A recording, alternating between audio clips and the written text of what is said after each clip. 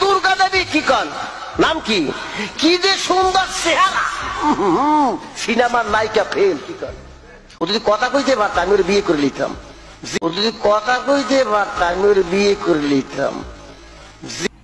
আমি জানি না ঠিক কতটা শিক্ষিত হলে একজন মৌলবী দেবী দুর্গার সম্পর্কে এমন কথা বলতে পারেন।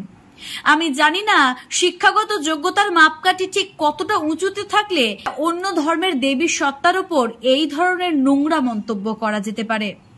আমি জানি না ধর্মীয় শিক্ষা কতটা উন্নত হলে তবে এই ধরনের মন্তব্য করা যায় ফেসবুকে এসে। সত্যিই কিছু বলার নেই। যখন আমি কোনো বিষয় নিয়ে প্রতিবাদ করি তখন আমার উপর যেভাবে টার্গেট করা হয়, যেভাবে প্রশ্নবাণে বিদ্ধ করা হয় আমাকে, যেভাবে কমেন্ট বক্স থেকে শুরু করে ইনবক্সে আমাকে ভরিয়ে দেওয়া হয় নানা রকম কটু কথা এবং বাজে ভাষায়, সেই জায়গায় দাঁড়িয়ে এই বক্তব্যটা শুনে মুসলিম ভাইরা কি বলবেন? সত্যি কথা বলুন তো, আপনাদের মৌলবীর কি উচিত হয়েছে দেবী দুর্গা সম্পর্কে এই ধরনের বক্তব্য রেখে? নাকি কোনো দেবীর সম্পর্কে এই ধরনের কথা বলাটা আপনাদের ধর্মেও মেনে নেয়? আমাকে আপনারা প্রায়শই বলে থাকেন আমি নাকি ধর্মীয় উস্কানিমূলক ভিডিও বানাই, আমি নাকি একটি ধর্মের সঙ্গে অন্য একটি ধর্মের বিবাদের সৃষ্টি করি। কিন্তু আমার ভিডিওগুলি যদি আপনারা খুব ভালোভাবে দেখেন এবং খুব ভালোভাবে আত্মস্থ করেন তাহলে বুঝতে পারবেন আমি আমার কোনো ভিডিওর কোনো লাইনে কোনো বক্তব্যতে কোনো মানুষকে তথা কোনো ধর্মকে ছোট করে একটা কথাও বলি না। আমি শুধু সেই সব ভিডিও বা কথার সম্পর্কে প্রতিবাদ করি যে কথাগুলো সত্যিই হয়তো বলা উচিত ছিল না, অথচ তারা সোশ্যাল মিডিয়াতে এসে বলেছেন। আমাকে নিয়ে হাজার হাজার ভিডিও তৈরি করেছেন আপনাদেরই কিছু মৌলবী, কিন্তু তাদের উত্তরে আমি একটা ভিডিও বানাইনি। কেন জানেন?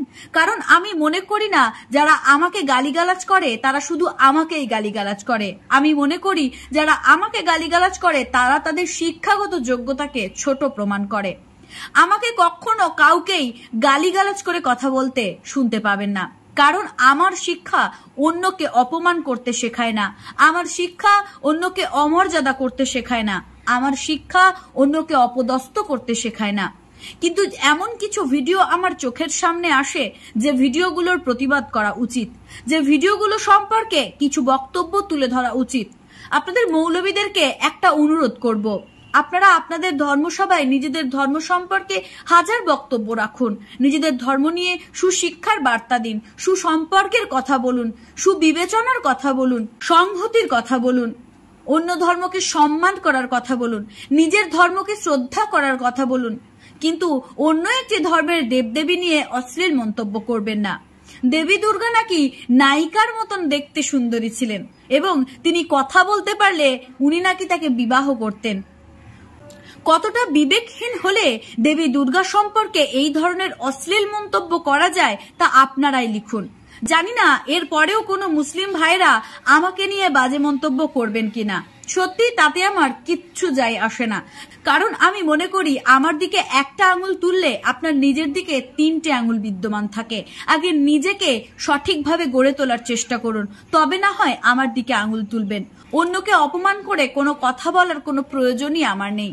ওই মৌলভী আমাদের দেবী দুর্গা সম্পর্কে বাজে কথা বলেছেন, কিন্তু আমরা আমাদের ধর্মীয় দেবদেবীর সম্পর্কে যথেষ্ট জানি, বুঝি এবং তাদেরকে চিনি। শুধু এইটুকুই বলার ছিল, তিনি যা বলেছেন তা ভুল বলেছেন এবং তা আগামী দিনেও ভুল বলেই বিবেচিত হবেন। যদি তিনি নিজের মনকে জায়গা দিতে পারেন যে হ্যাঁ তিনি অন্যায় করেছেন, তবে এই ধরনের কথা যেন তিনি আর কখনোই না বলেন। অন্যের ধর্মকে ছোট করে কখনোই নিজের ধর্মকে বড় প্রতিপন্ন করা যায় না। অন্যকে অপমান করলে নিজেকে দ্বিগুণ অপমানিত হতে হয়। তাই আপনি ঈশ্বরীয় শক্তিকে বাজে কথা বললেন মানেই আপনার ধর্ম উঁচু হয়ে গেল তা কিন্তু নয়। আপনি এখানে নিজের ধর্মকে, নিজের ধর্মীয় শিক্ষাকে ছোট করলেন। একবার জিজ্ঞেস করে দেখবেন অন্যান্য মৌলবীদের, তারা আপনার এই বক্তব্যকে কতখানি সমর্থন করে। যদি তারাও আপনার বক্তব্যকে সমর্থন করে তবে জানবো আপনাদের ধর্মীয় শিক্ষার মধ্যে খামতি রয়েছে। কিন্তু একজন মুসলিম মৌলবীও যদি আপনার বিপক্ষে কথা বলে তবে একটা কথাই বলবো, নিজেকে একটু শিক্ষিত করার চেষ্টা করুন। এভাবে যখন তখন যেখানে সেখানে যা খুশি মন্তব্য করে দিলেই হয় না। সকলে ভালো থাকুন, সুস্থ থাকুন। ভিডিওটি ভালো লাগলে অবশ্যই শেয়ার করে দিন। জয় শ্রীকৃষ্ণ, রাধে রাধে।